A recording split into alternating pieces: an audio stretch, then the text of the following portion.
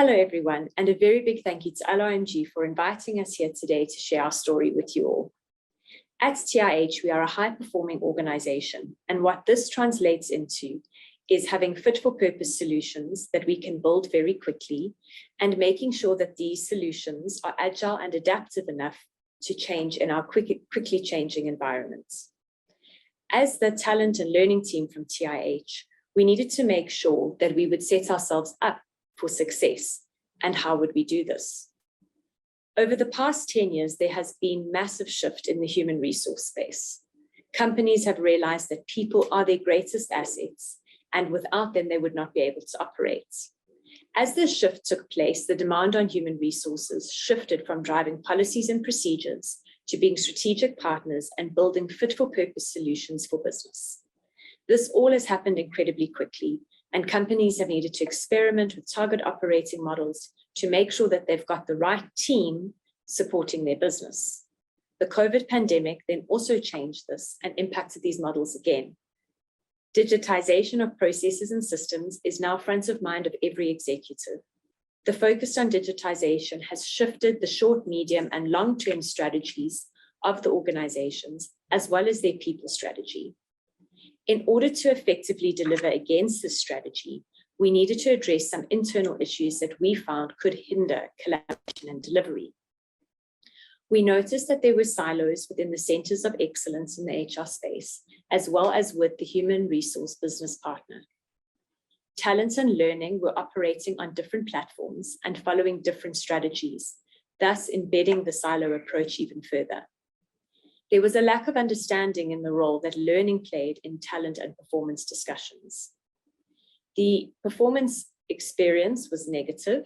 It was very punitive. It was boxing people into a number, very tick box exercise, meaningless, and didn't speak to the value and the purpose of the individual at work.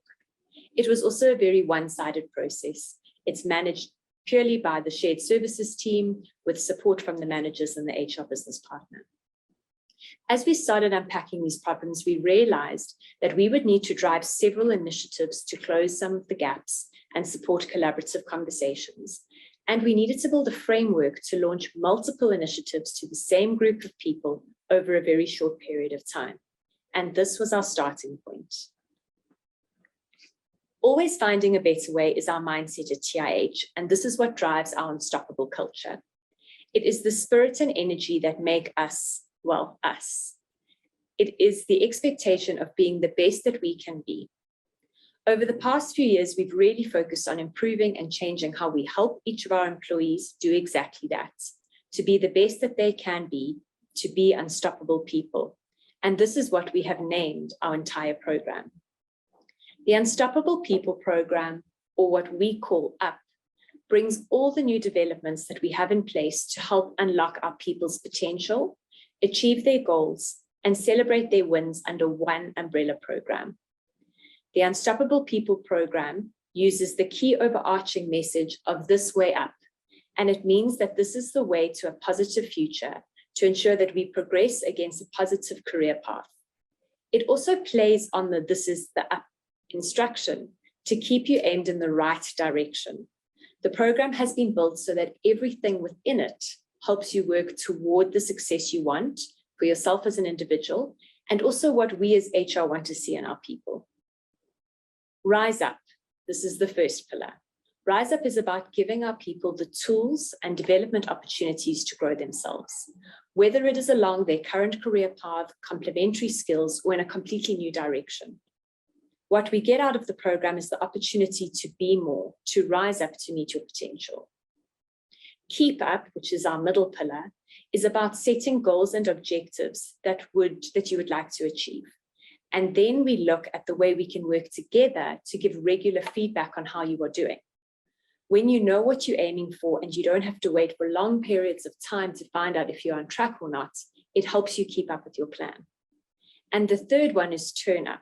And Turn Up is really about celebrating, not just the big goals that we've set, but any smaller successes that we achieve along the way.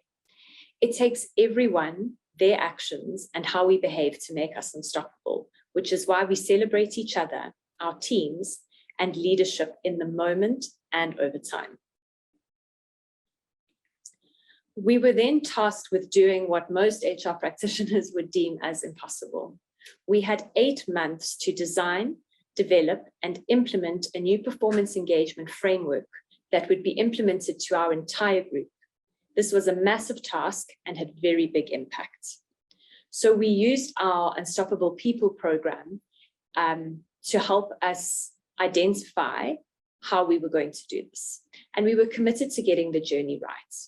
We needed to be aware of change fatigue, the impact of COVID, and change resistance that we would get along the way.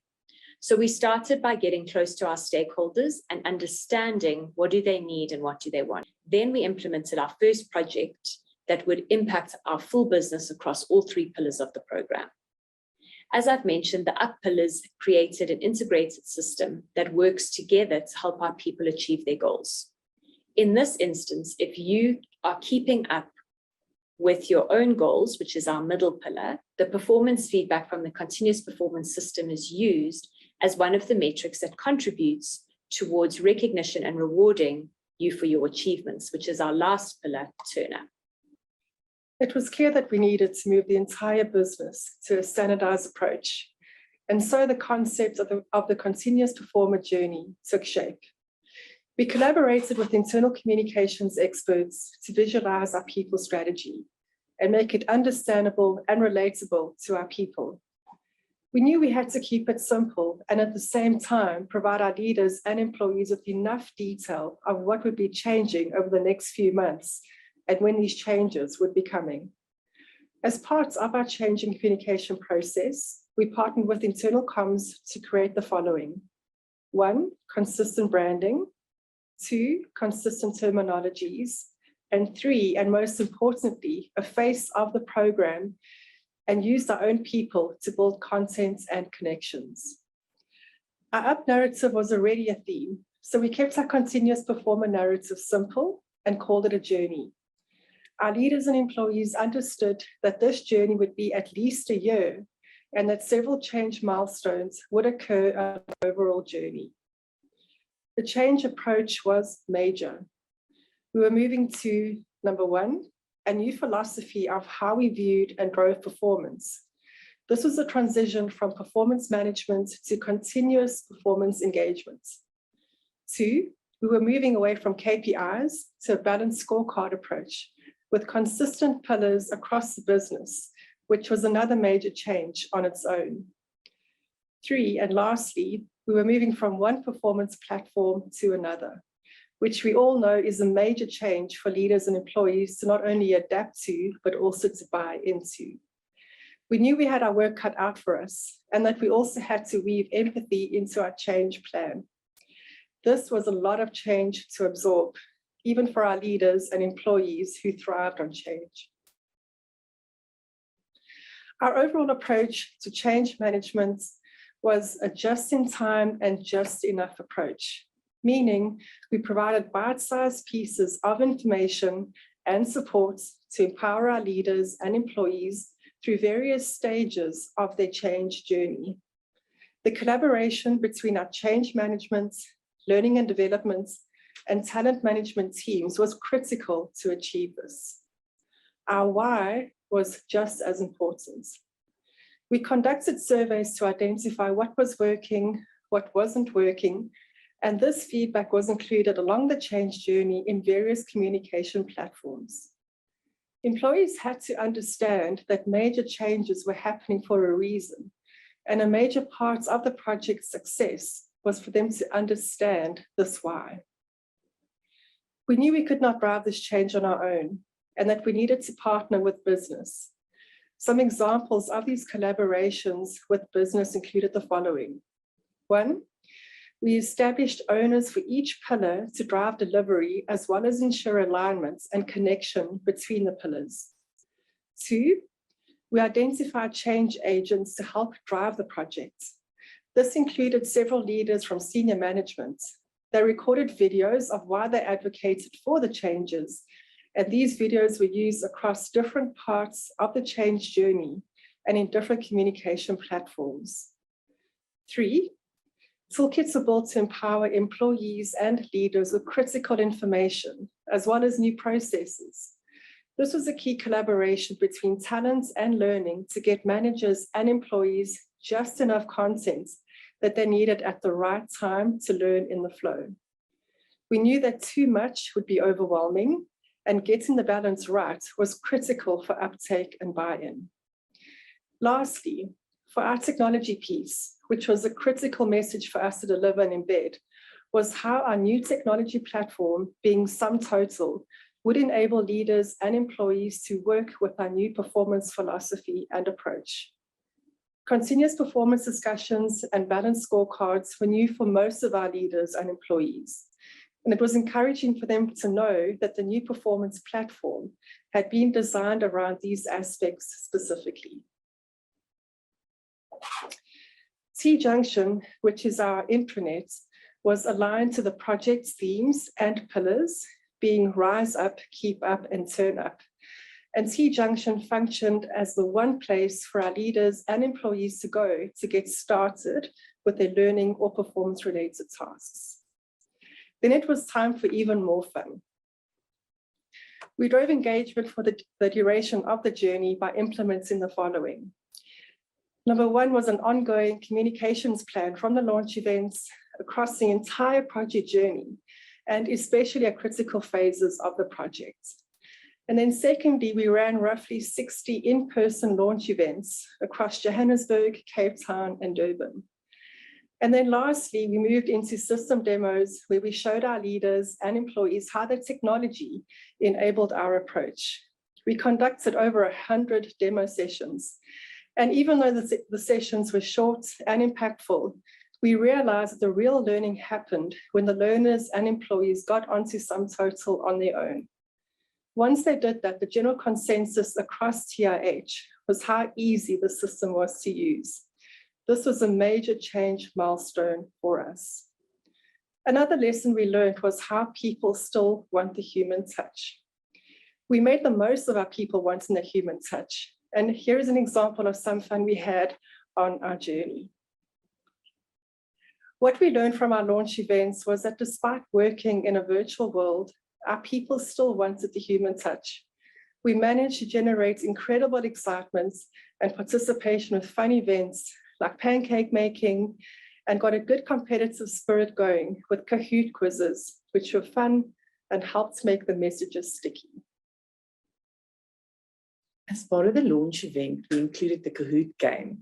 Now, this was our gamification element that we brought in, and it was also the element that created fun for us and was the highlight of each event. The learning experience design team had lots of fun putting this together. Previously, SumTotal was used as our platform for our learning management system. So we were involved to make sure that the user experience would guide people on where to go to find the new continuous performance engagement system. Here is a view of the SumTotal dashboard. From a central location, employees can access my learning, my performance, my engagement, and my team. So I'll give you a view of the journey that we took the people on. As a learning team, we had the fabulous task of needing to put together the learning material and the toolkits that would support our people, our leaders and our employees. Our learning experience design team put together the material, and a pilot group completed the learning and gave feedback. The feedback helped us to refine the learning material for when we rolled out. The learning material is hosted on our LMS, but we also placed it on SumTotal in the CPE module. As you log into My Performance Engagement, you can also see the various modules which you can click on to refresh your memory. The concept of learning in the flow. So you obtain the information as you need it. You can see there towards the right, there is Be a Continuous Performer. There's goal drafting discussion, draft your goals, approve your team's goals, and we also have more micro-learning bits that forms part of the curriculum. We made sure that the learning material included screenshots of the actual system's screens so that people could see what the screen would look like when they work through it. We included a step-by-step explanation of the process on the system. It was in an attempt to make sure that we did not assume that people would know what to do. So we showed them the journey in detail. The learning material now forms part of the onboarding curriculum for all our new joiners. The collaborative effort and dedication from the entire people team was huge. But due to the tight timelines, there were obviously some challenges and lessons learned from this implementation. However, we will continue to use the UP program and framework to help us drive further initiatives into our business. The first lesson that we've learned is around change management. Being a very agile business and being very adaptive means that we don't always do too well with long-term change. And we've realized that we really need to invest more time in understanding this and understanding the impact that this has on our business. There's this constant balance between pieces becoming too siloed and too independent versus having too many people in the room to make a decision. And so we are still working on how well can we find this balance and who are our key individuals that we need in a room to make a collaborative decision. We started doing this towards the end, but there's this constant connecting and checking in with business to sense where they are. We did it in the beginning. We mentioned that we engaged with our stakeholders to understand what they wanted, but we handed over too quickly to business, and we needed to have been the pillar of strength throughout the program and connecting with them. Even with toolkits and lots of online content, people still wanted the human connection. And so again, we needed to find the balance between hand-holding and hands-off to try and empower our leaders and employees to be able to do this by themselves, and making sure that people were open and willing to change only when there is no other option is not the best way forward. It's much better for us to be able to empower everybody from the beginning to the end of the journey. What gets you up in the morning? What plans do you have for the day? What challenges do you need to conquer? What dreams do you want to make real? And how do you make it all happen? Through our Unstoppable People program. It's everything you need to unlock your potential, get your goals, and live loud. UP is all about you, your talents, challenges, learning, opportunities, and successes. Here's how it works. We know that being unstoppable means you're ambitious, that you have a continuous need to grow. We help you rise up with ways to feed your hunger for growth, to take the challenge on yourself. From online learning, structured education programs, manager improvement tools, and the ability to create your own specialist career path, you have all you need to rise up to your own future. And along your working journey at TIH, staying unstoppable means you need to keep up with your own goals, with the goals of your role and TIH as a whole. But you don't do this alone. We do this together. And not just every now and then, but continuously, so you always keep going in the right direction. We give each other feedback, ensure we understand each other and our goals, and adapt our plans to achieve them. That's how we keep up. And when you meet your goals, get the wins, and show you're unstoppable, we turn up to celebrate and share with everyone. We look at all your successes, from the small everyday ones to the big ones that make everyone sit up and pay attention. We make sure you are seen and rewarded in a way that matters. Now that's a way to turn up. Our Unstoppable People program is designed to help you find better ways for us to build an undivided winning team that's uncompromising and a bit unconventional. So, to stay unstoppable, this way up.